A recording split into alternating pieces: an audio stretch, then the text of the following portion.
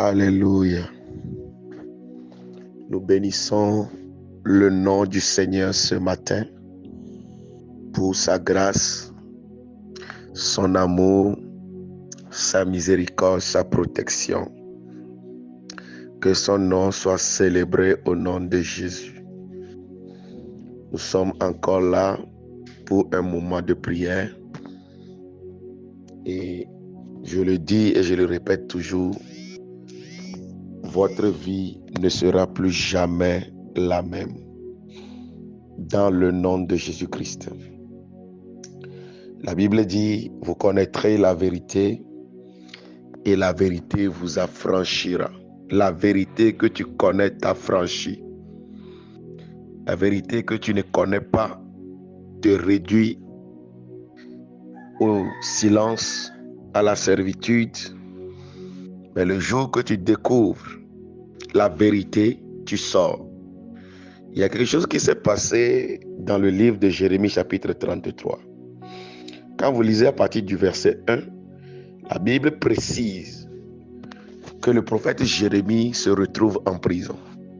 Jérémie était en prison.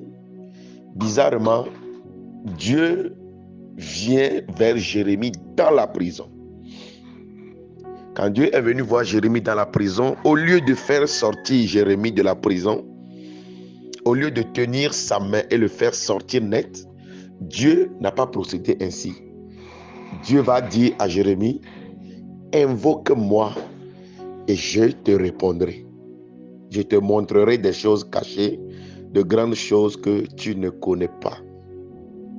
Je me pose la question, mais pourquoi Dieu a vu Jérémie dans la prison, dans des souffrances bizarres, Jérémie étant affligé, retenu contre son propre gré, mangeant des choses qu'il ne voulait pas manger.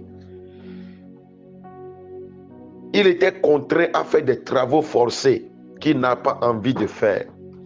Parce qu'un prisonnier, c'est celui-là qui n'a plus de volonté. Il ne vit que pour son oppresseur. Il fait tout pour son oppresseur. Tel Israël en Égypte, comme je l'ai dit hier, réduit à la servitude, travaillant beaucoup, mais que quelqu'un d'autre gagnait les fruits de son travail. Jérémie était dans ce cas-là. Étant même un homme de Dieu, un prophète de Dieu, il se retrouve quand même en prison. Il se retrouve détenu contre son gré. Jérémie était en prison. Et Dieu se présente à Jérémie dans la prison. Au lieu que Dieu dise, Jérémie, sors maintenant. Dieu étant souverain, Jérémie pouvait disparaître et apparaître à l'autre côté de la prison. Dieu se pointe et Dieu dit à Jérémie, invoque-moi et moi je te répondrai. Et quand je vais répondre, il y a quelque chose que je te dirai. Il y a des choses qui sont cachées que moi, Dieu, je vais te révéler. Écoutez-moi très bien. Peut-être que si Dieu faisait sortir Jérémie de la prison, abracadabra, il le fait sortir d'un seul coup. Peut-être que Jérémie reviendrait encore dans la même prison parce que peut-être il n'a pas connaissance de ce qui l'a amené en prison. Et s'il sortait de cette manière, il pouvait revenir encore. Parce qu'être prisonnier, premièrement, c'est un état d'esprit. Être prisonnier, c'est une forme de pensée. Être prisonnier, c'est comme des forteresses. La Bible les appelle des forteresses. Praise the Lord. Alors Dieu va dire à Jérémie, ce que tu as à faire, c'est de m'invoquer, c'est de crier à moi. Et quand tu cries à moi, moi je vais te donner certaines formes de révélation.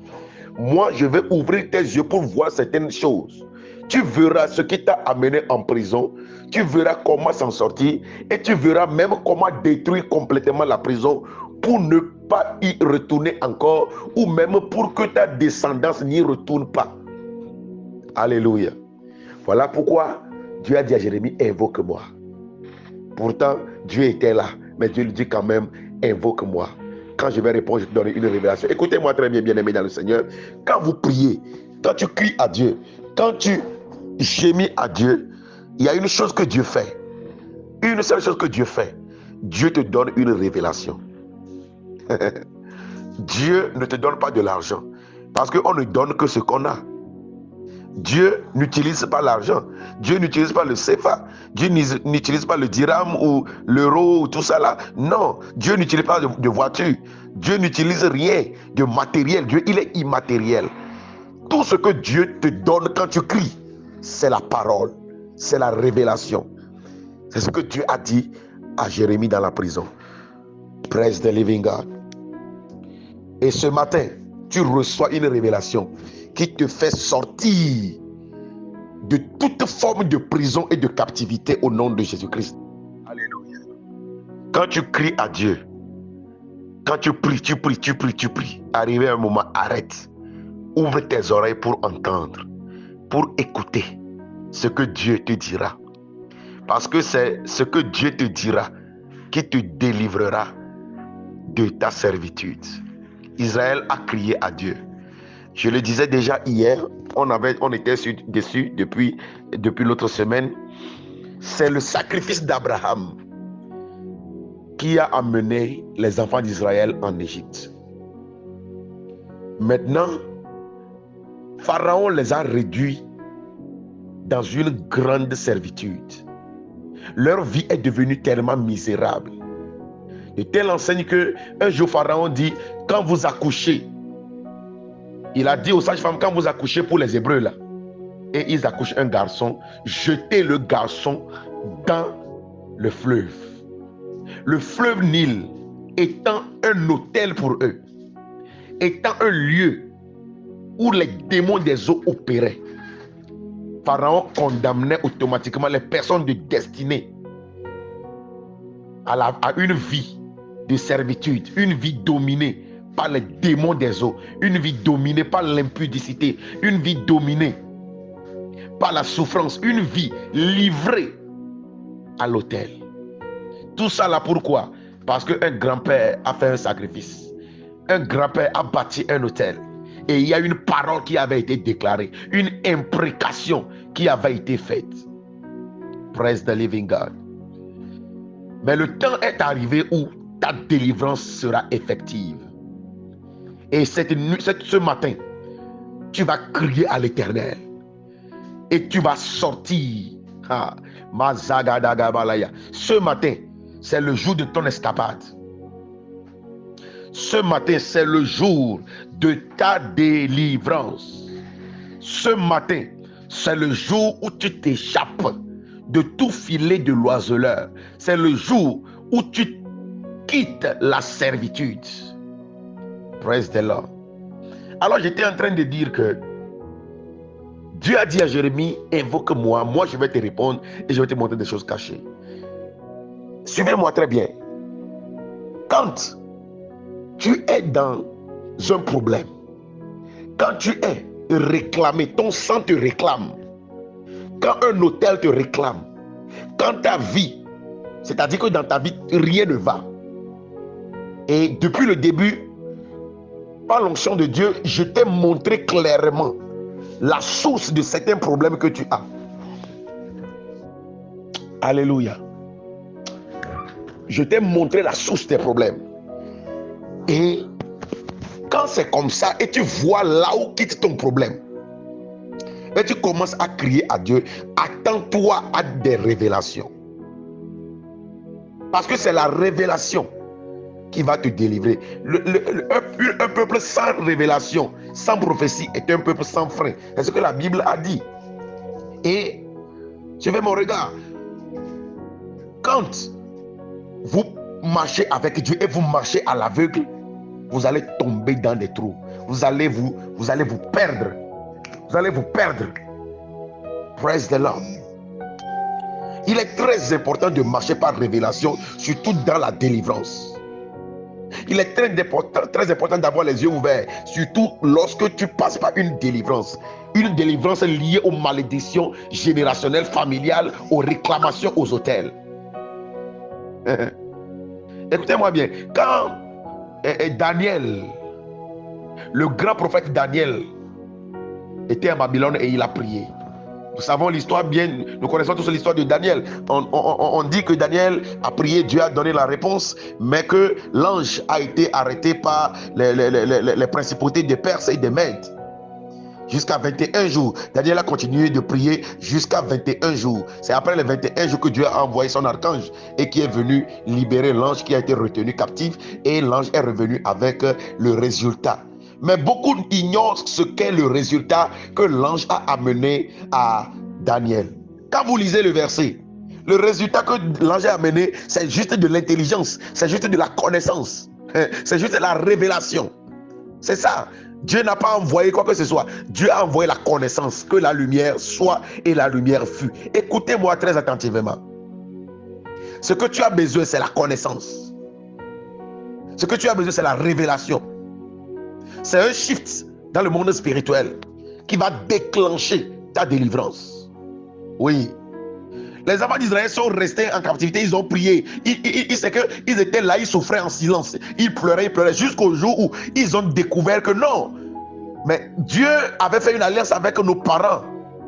Alors c'est à la base de l'alliance là que nous sommes dans la captivité. Alors il va falloir qu'on quitte. C'est là qu'ils ont commencé à crier. Figurez-vous, quand Dieu est venu se présenter à Moïse, il lui dit: j'ai entendu les pleurs de mon peuple, les pleurs que ses oppresseurs lui font pousser. Je l'ai entendu et je suis descendu pour les secourir. Je me suis rappelé de l'alliance. Je me suis rappelé de l'alliance que j'ai faite. Écoutez très bien.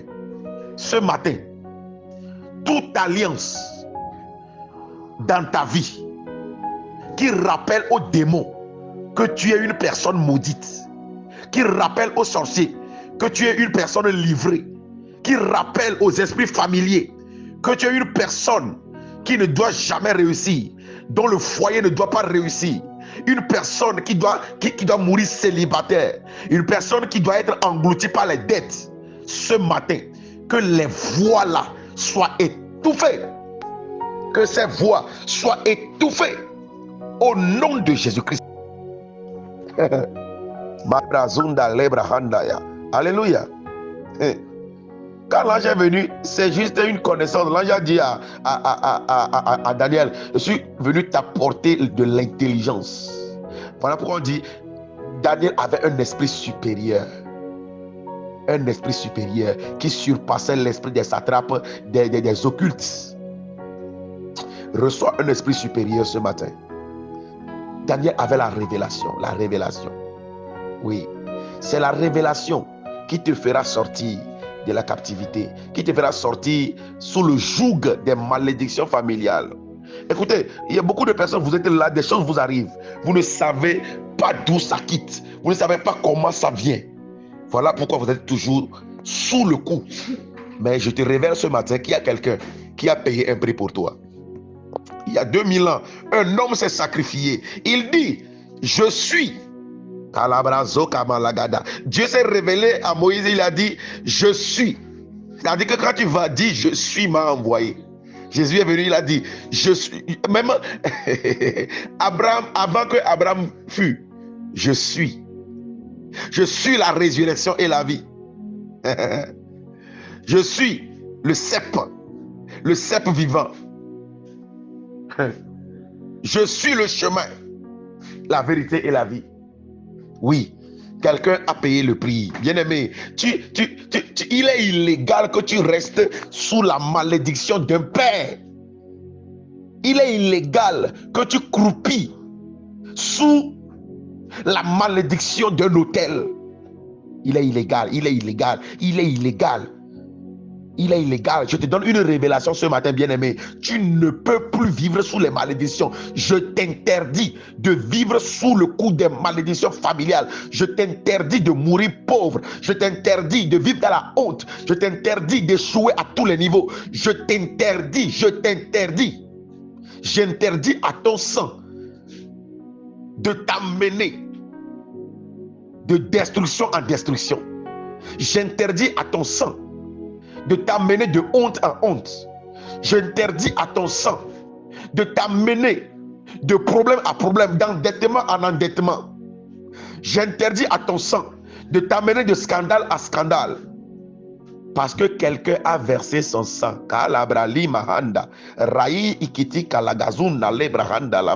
Je déploie le sang de l'agneau ce matin. Le sang de la nouvelle alliance. Que le sang parle pour toi. La Bible déclare ceci. Il y a donc maintenant aucune condamnation pour ceux qui sont en Jésus-Christ. Il y a donc maintenant aucune condamnation. Tu vis toujours sous le coup des condamnations parce qu'un grand-père a bâti un hôtel au diable, parce qu'un père a payé la dîme au diable et tu es en train de subir juste parce que tu es ignorant qu'il n'y a plus de condamnation pour toi. Ce matin, je te fais découvrir, bien-aimé dans le Seigneur, tu es condamné à réussir. Tu es condamné à dominer le diable. Tu es condamné à être supérieur, à avoir un esprit supérieur. Alléluia. Il est illégal. Israël en Égypte. Juste un grand-père a parlé. Dieu est souverain. Dieu dit à Abraham que tes descendants seront esclaves pendant 400 années. Dieu est souverain. Si Abraham disait à Dieu non, mais nous sommes en train de faire une alliance, pourquoi mes enfants seront-ils esclaves? Écoutez, c'est la parole que Abraham a dit sur l'autel.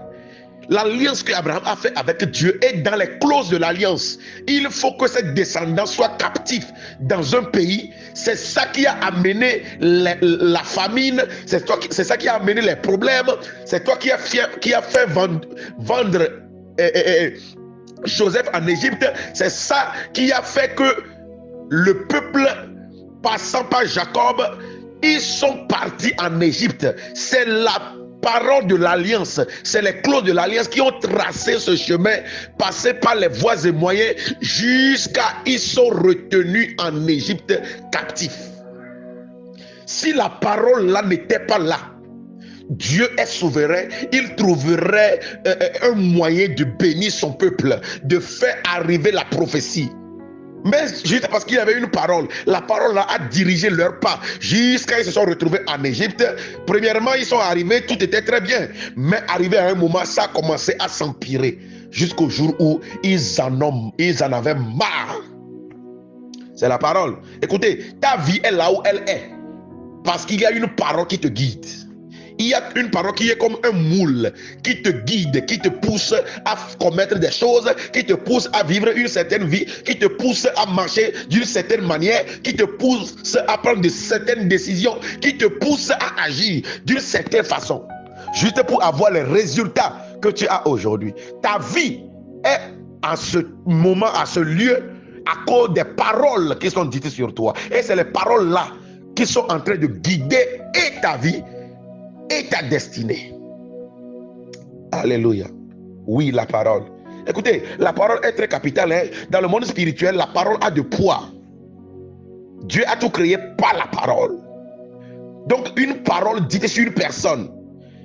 Aïe, aïe, aïe, aïe. Je suis devenu homme de Dieu aujourd'hui, non pas parce qu'il y a quelque chose qui est tombé sur moi, juste parce qu'une seule personne a déclaré sur ma vie. Il a dit une parole. Une seule parole a changé le cours de ma vie jusqu'aujourd'hui. Une seule parole que quelqu'un a dit. Mon père a dit une seule parole, il a dit sur moi. Ça a changé ma vie jusqu'à maintenant. La parole. Alléluia. Les enfants d'Israël ont vécu en Égypte, dans la souffrance, dans la honte, dans la servitude, dans l'oppression. Ils ont travaillé, ils ont construit de grands tours pour les Égyptiens. Quand tu es captif, quand un hôtel te réclame, bien-aimé, tu vas travailler beaucoup. Quelqu'un d'autre va manger les fruits. Tu vas investir beaucoup. Tu retournes avec les dettes. Quand il y a un hôtel qui te combat, tu es réclamé par un hôtel maléfique venant de la famille, il y a la mort prématurée. C'est-à-dire que tout ce que tu entreprends, ça meurt. Ça meurt sur la voie. Le foyer où ça meurt. Les projets où ça meurt. Tout ce que tu fais, la mort s'infiltre. Oui. C'est ce que Israël a vécu en Égypte. Tout ça là pourquoi un grand-père a fait une alliance. Il a déclaré une parole. Il y a une parole qui est dite. Et la parole là, quand Dieu faisait alliance avec Abraham, tout ce que Abraham et Dieu ont fait est rentré dans le sang d'Abraham.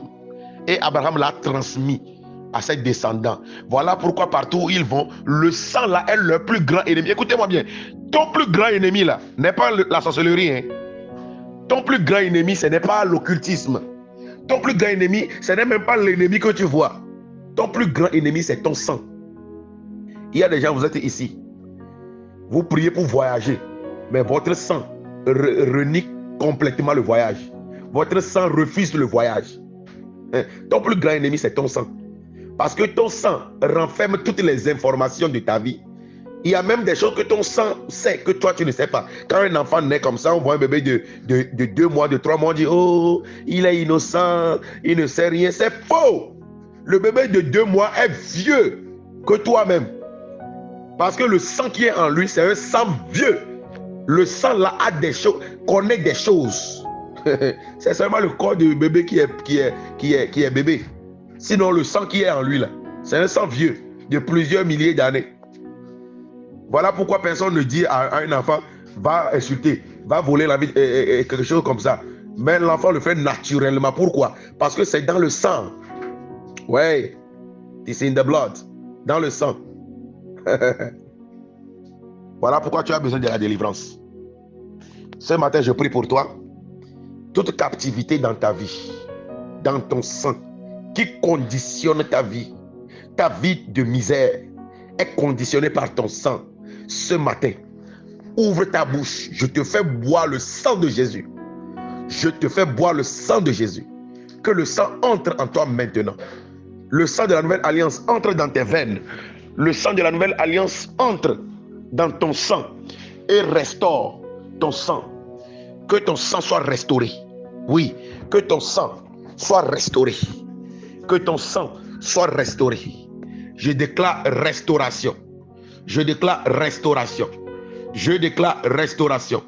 Je déclare restauration. Je déclare restauration. Je déclare restauration. Je déclare restauration. Au nom de Jésus. Tant que ton sang n'est pas restauré. Je disais tantôt que l'esclavage, c'est dans la tête. L'esclavage, la Bible l'appelle quoi? La Bible appelle des forteresses.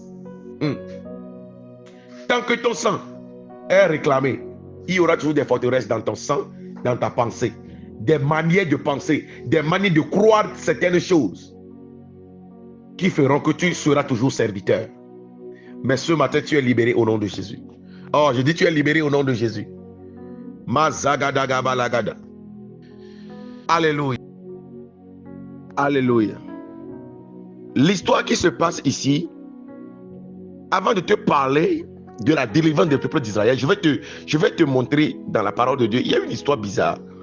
Dans 2 Rois chapitre 3, le verset 27, nous lisons ici. Il prit alors son fils premier-né qui devait régner à sa place et il l'offrit en holocauste sur la muraille. Et une grande indignation s'empara d'Israël qui s'éloigna du roi de Moab et retourna dans son pays. Praise the Lord. Ici, c'est le temps du roi Josaphat et du roi Joram. Il y a un roi moabite. D'ailleurs, Moab, quand on dit Moab, c'est le peuple incestueux. Un peuple incestueux, c'est-à-dire que la fille de Lot qui a couché avec son père, là, c'est sa descendance. C'est sa descendance ici, qui sont des Moabites. Alléluia. Ce peuple impudique et impur, un jour a décidé de combattre avec le peuple de Dieu. Alors, le roi Joram a demandé l'aide du roi Josaphat, du roi de Juda, et ils sont allés en guerre. Je crois qu'ils sont 3 rois réunis et ils sont allés en guerre contre ce roi moabite. Praise the Lord. Avant de partir à la guerre, ils ont consulté Dieu. Le prophète Élisée leur a dit que la guerre là, vous allez la gagner. Parce qu'en ce temps, il y avait la sécheresse, il n'y avait pas d'eau. Élisée a prophétisé l'eau. L'eau est venue. Et Élisée a aussi prophétisé leur victoire sur le roi moabite. Ils sont allés à la guerre. Réellement, Ils ont tendu une embuscade pour les Moabites. Ils sont tombés dedans. Ils ont commencé à les massacrer, à les tuer. Le roi de Moab a essayé de s'enfuir. Il a présenté des soldats pour lui tracer un chemin par lequel il va s'enfuir. Mais il n'a pas pu. Partout où il passe, c'est bloqué. Le combat était tellement rude. Et le peuple de Dieu était en train de gagner. La prophétie était en train de s'accomplir. Mais dans ça là, quelque chose va se passer. Le roi impudique, le roi de Moab va faire quelque chose. Le roi de Moab va déclencher un processus. Écoutez-moi très bien, bien-aimés dans le Seigneur. Le roi de Moab va saisir son fils qui devait régner à sa place. Devant tout le peuple, il va monter sur la muraille et il va prendre son épée, couper la tête de son fils et répandre le sang sur la muraille. Ce roi va bâtir un autel. Et quand le peuple de Dieu a vu cela, mine de rien, le peuple lui-même s'est enfui devant le roi de Moab. La Bible dit, une grande indignation s'empara d'Israël. Et ils se sont enfuis devant le roi de Moab. Vous voyez la scène qui s'est passée ici.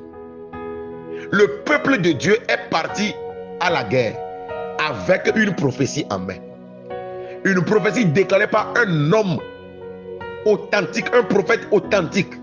Si c'est aujourd'hui, ils vont dire que le prophète là est un faux prophète, il a menti. Le peuple a reçu la prophétie. Il est parti à la guerre sans sacrifice, sans autel. Un roi païen qui maîtrise, qui connaît bien le mystère des autels. Il est venu avec une vie impudique. Il est venu avec des soldats impudiques. Il est venu avec une vie de péché, mais avec une connaissance des autels. Et il a gagné le peuple. Il a gagné le peuple qui avait la prophétie. Il a gagné le peuple de Dieu qui avait la prophétie. Parce que ce roi-ci connaît le mystère caché dans des autels. Tu ne peux pas gagner cette guerre sans bâtir un autel. Tu ne peux pas sortir de l'esclavage sans bâtir un autel. Ça, c'est quelque chose de très sûr. Parce que le problème que tu as vient des autels. C'est l'autel qui t'a amené dans la captivité. C'est l'autel qui peut te faire sortir. Alléluia. Dans le second verset, Exode 12, verset 13, la Bible dit, le sang vous servira de signe sur les maisons où vous serez. Je verrai le sang et je passerai par-dessus vous. Et il n'y aura point de plaie qui vous détruise quand je frapperai le pays d'Égypte. Ici, Dieu a donné une parole à Moïse. Moïse, le libérateur. Moïse, celui que Dieu a choisi pour libérer son peuple de l'esclavage. Quand Moïse est venu en Égypte, il a accompli des prodiges. Moïse a accompli beaucoup de miracles. 9 plaies sont venues sur Égypte, mais Pharaon refuse de les laisser partir. Écoutez, quand le combat dans ta vie est soutenu par un autel, par un sang, quand le combat dans ton foyer, quand le combat dont tu fais face provient des autels qui te réclament, la prière simple ne peut jamais te faire sortir. Peu importe ce que tu fais. Il faut aussi que le sang coule. Il faut que le sang coule. Tant que le sang ne coule pas, tu ne peux pas sortir. Oui. Moïse a tout fait. Rien ne marchait. Maintenant Dieu dit, il y a une dernière arme que tu vas utiliser. Que chaque maison va et achète un agneau. Chaque maison. Écoutez, Jésus, c'est pour tout le monde, mais c'est individuel. La délivrance, c'est pour tout le monde, mais c'est individuel. Il faut que chacun fasse sa délivrance. Il faut que chacun fasse sa délivrance. Il faut que chacun confesse Jésus pour lui-même. Voilà pourquoi quand tu reçois Jésus dans une maison, tout le monde n'est pas sauvé automatiquement. Il faut que tout le monde le fasse. Le père l'a fait, la femme l'a fait. Alors il faut que les enfants le fassent pour eux. Voilà pourquoi quand tu pries, il faut que tes enfants qui sont à côté de toi prient aussi. C'est très important. Oui, la délivrance, elle est individuelle. Elle est individuelle. La délivrance est individuelle. C'est individuel. Dieu dit à Moïse que tout le monde paie un agneau. Et vous allez manger l'agneau. Dieu a donné la condition d'immoler l'agneau et de prendre le sang pour mettre sur les linteaux. Et Dieu dit, quand je vais voir le sang, je vais passer par-dessus, je ne vous toucherai pas des mots. Pourquoi il fallait le sang? Parce que c'est le sang qui les a amenés dans la captivité. Pourquoi il fallait bâtir l'autel? Parce que c'est un autel qui les avait amenés dans la captivité. Et si les enfants, il y a des enfants d'Israël qui refusent de faire ce que Moïse a dit là, les autres vont sortir, mais eux, ils vont rester dans la captivité.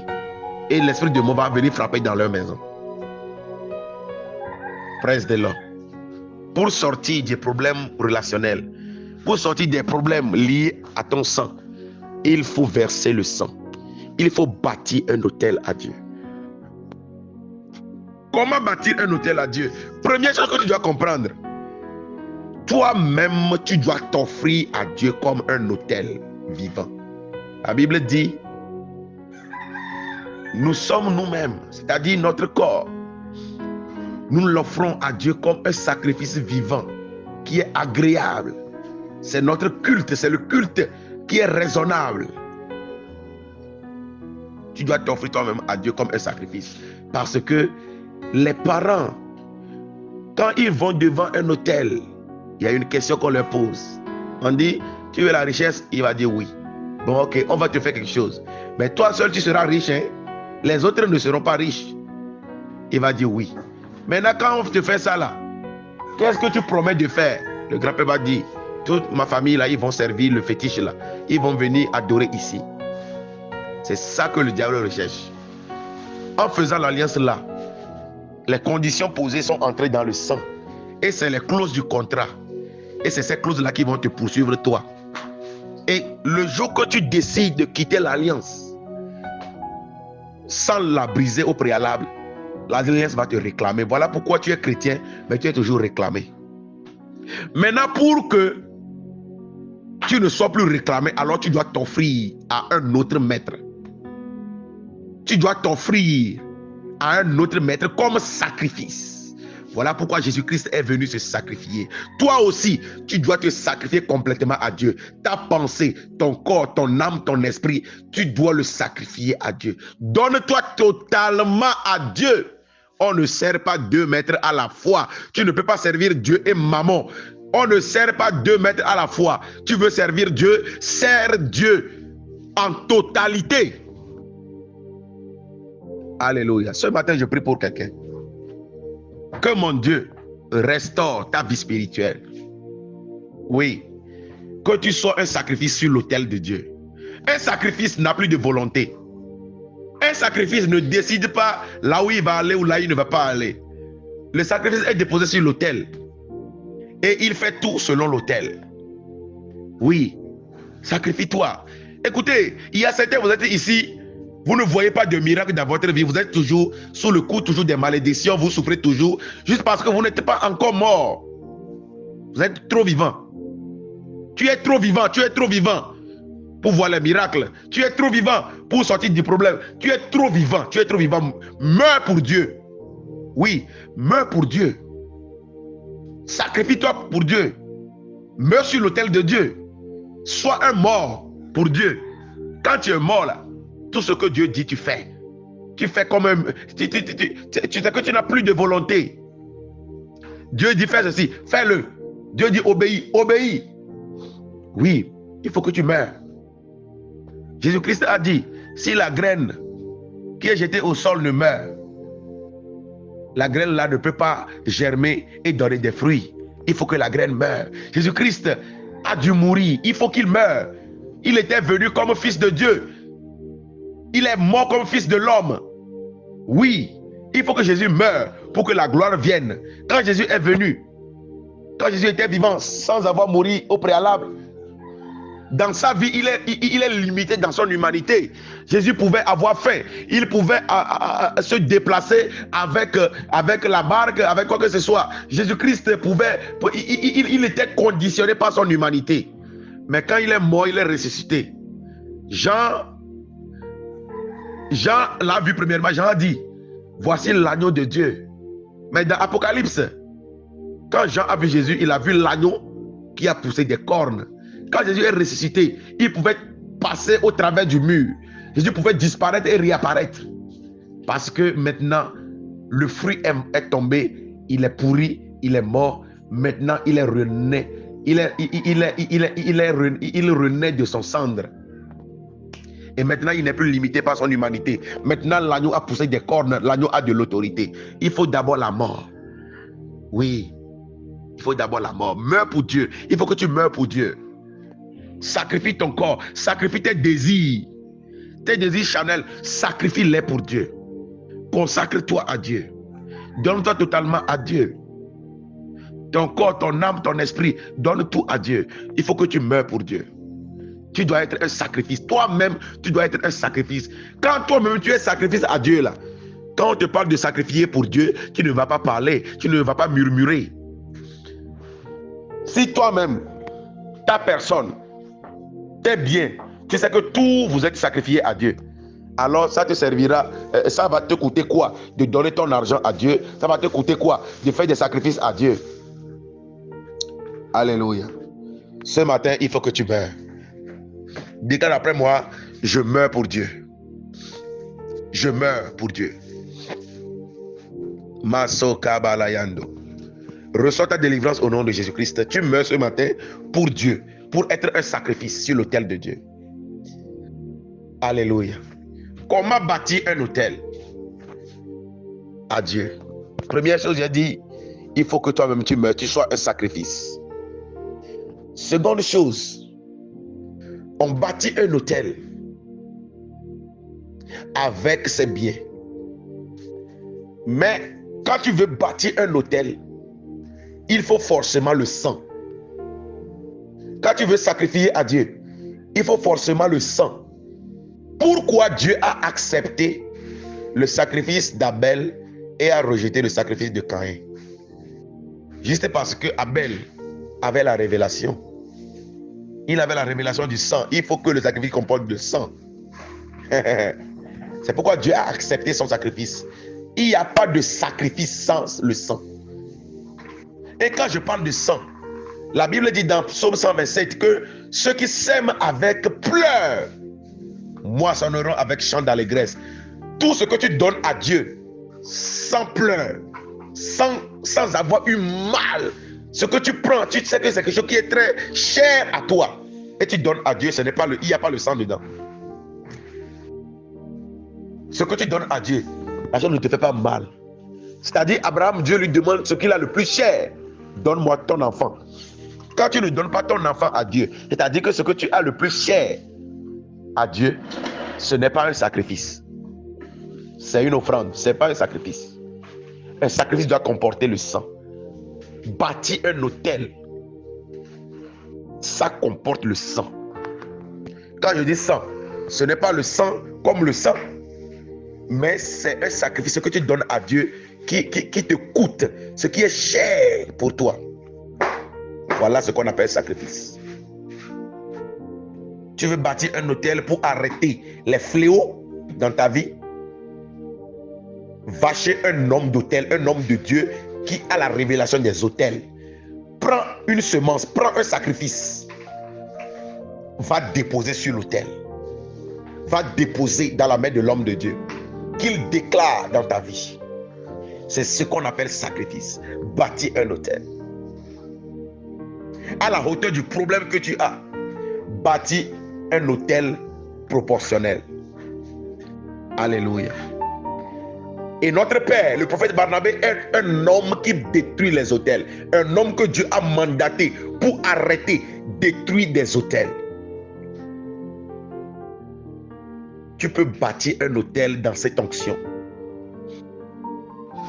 Je suis en train d'opérer dans son onction. Tu peux bâtir un autel dans cette onction qui va parler pour toi, qui va te faire sortir de captivité.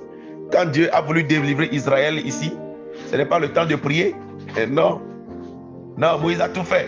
La prière n'avait plus de sens. Il fallait bâtir un autel. On dit, Madian a retenu captif les enfants d'Israël. Quand ils sèment, Madian vient tout ravager. L'ange s'est présenté à Gédéon. Première chose que l'ange lui dit, il faut d'abord aller détruire l'autel de la maison de ton père. Après, bâtir un autel. Avant tout, bâtir un autel. Tu veux te marier, première chose, bâtir un autel. Tu veux voyager, première chose, bâtir un autel. Tu as un projet, première chose, bâtir un autel. Bâtis d'abord un autel. Bâtis d'abord un autel. Moi, tout ce que moi je fais, tous les projets que moi j'ai, si je veux faire quelque chose, première chose que je fais, je bâtis d'abord un autel. Oui, c'est l'autel qui est le soubassement. C'est l'autel qui va te soutenir. C'est l'autel qui va te propulser. Sans autel, tu n'as pas de poids dans le monde spirituel. Ton évolution, ton échec dépendra de l'autel qui te soutient. Tu ne peux rien réussir sans autel. Détrompe-toi. Tu peux parler n'importe comment contre les hommes de Dieu. Oh, ils demandent l'argent, ils font ci, ils font ça. Mais je serai ici pour te regarder. Tu ne peux pas arriver au certain niveau sans autel. C'est impossible. C'est impossible. Tu ne peux pas. Il y a certaines captivités. Tu ne peux pas t'en sortir sans autel. Les combats de famille, tu ne peux pas t'en délivrer sans autel. S'il y a une prière que je fais pour quelqu'un ce matin, c'est que Dieu t'ouvre les yeux pour que tu bâtisses un autel à Dieu. Si tu es là, tu m'entends, tu m'écoutes. Tu veux bâtir un autel.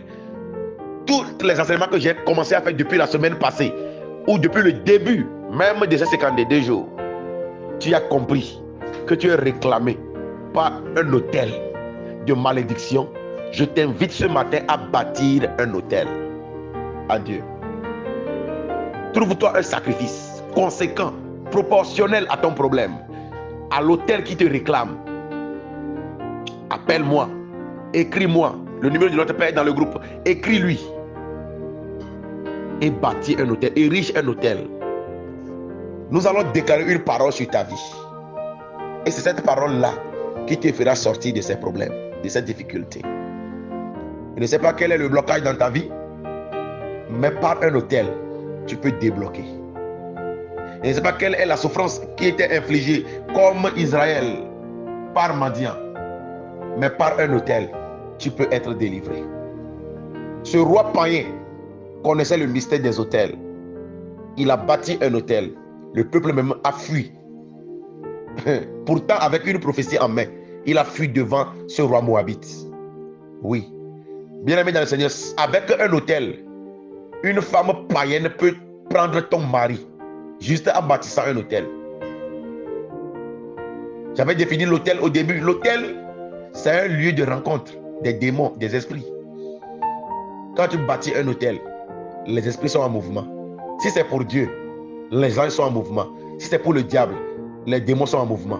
Quand tu bâtis un autel, la parole qui est déclarée sur l'autel, l'esprit de l'autel délègue un homme fort qui veille à ce que cette parole s'accomplisse. De la même manière que Abraham a bâti l'autel à Dieu, et ça a poursuivi les descendants jusqu'à la servitude. C'est de la même manière quand tu bâtis un autel pour Dieu, et Dieu déclare une parole, l'ange veille à ce que cette parole s'accomplisse. Peu importe. Écoutez, tu reçois une prophétie, va bâtir un autel. Oui, bâtir un autel. C'est l'autel qui va rappeler à Dieu la prophétie pour que ça s'accomplisse. Sinon, tu peux avoir une prophétie en main, mais mourir. Il y a beaucoup de personnes qui sont dans les cimetières aujourd'hui. Ils avaient une grande prophétie. Oui, ils avaient une grande prophétie, mais ils sont morts avec la prophétie sans avoir vu l'accomplissement. Il faut bâtir un autel. Que mon Dieu te bénisse, qu'il te fasse du bien dans le nom de Jésus. Tu veux bâtir un autel. Tu as vu que ta vie est captive. Tu as vu que tu es réclamé par les histoires de famille. Ton sang est pollué. Écris-moi en commentaire, en inbox, ou écris à notre Père directement. Bâtis un autel. Et ta souffrance s'arrêtera. Bâtis un autel pour contrecarrer les autels magnifiques qui parlent contre toi. Parce que dans cette vie, c'est autel contre autel. Moi, je ne finis jamais de bâtir des autels. Partout où je vais, je bâtis des autels. Que le Seigneur vous bénisse. Dans le nom de Jésus-Christ.